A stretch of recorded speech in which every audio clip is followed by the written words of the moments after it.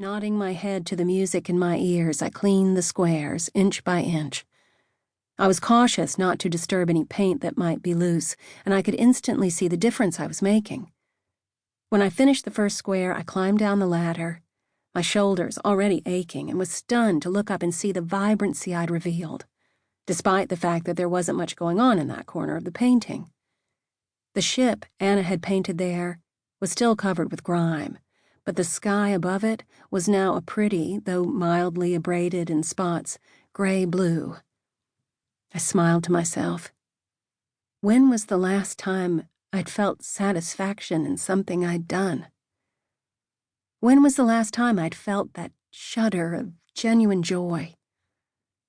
Crazy that 1 square foot of a clean painting could make me feel that way. Then my gaze traveled to the grungy 71 square feet I had left to clean, and I groaned, rubbing my shoulder. This would take me forever, and it was only the first step in the restoration. I would have to pick up the pace. I didn't eat lunch with Adam and Wyatt and the other construction workers on the front lawn, despite their invitation to join them. I wasn't ready to make idle conversation with anyone. Did I still know how?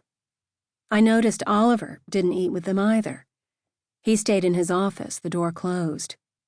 So I walked to a nearby cafe called Nothing Fancy, savoring the music of Post Malone and Maroon 5 in my ears.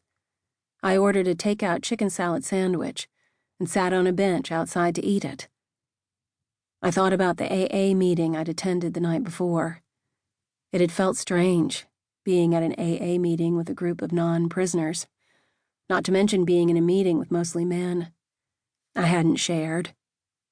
Hadn't uttered a word, except when I asked the guy leading the meeting if he'd signed the form proving I'd attended. I was done with drinking, and listening to everyone's sad stories only irritated me. I hadn't had a drink in 14 months. Even without the monitor on my ankle, I knew I was finished with it.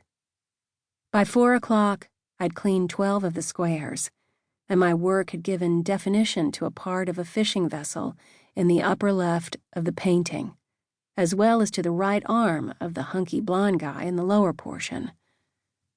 Slowly I came to realize the man was not holding a length of wood, as I'd originally thought, but rather an axe, and something was dripping from the blade. Sap?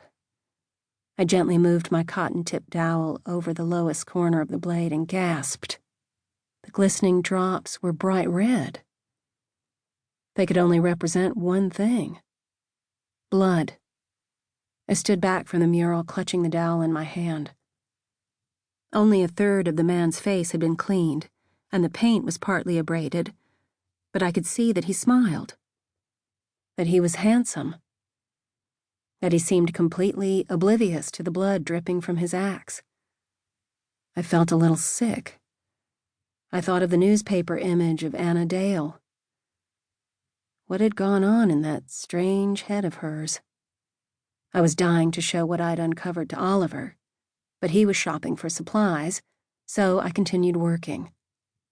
An hour later, I realized that I was no longer hearing the background sounds of hammers and saws and the pop of nail guns. I pulled out my earbuds and could tell that the guys were finishing up in the rear of the gallery. I would keep going, though. I had plenty more to do and nothing waiting for me back at Lisa's.